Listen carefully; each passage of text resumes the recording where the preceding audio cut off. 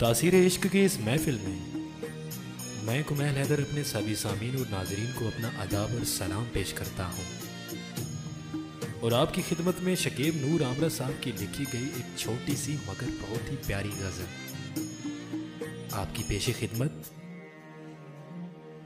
गज़ल कुछ यूं है।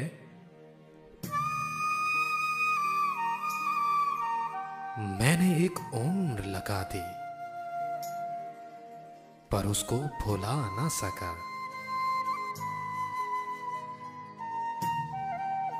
वो संग दिल तो मेरी मैयत पे भी आ ना सका। हमने जिसको अपनी मोहब्बत का खुदा जाना,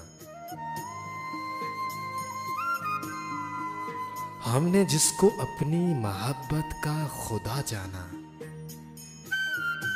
फकत लफ्जी मोहब्बत भी वो निभा ना सका। रो रो के जिसकी याद में नदियां बहा दी हमने, दो बूंद अश्क भी आंख से वो गिरा ना सका।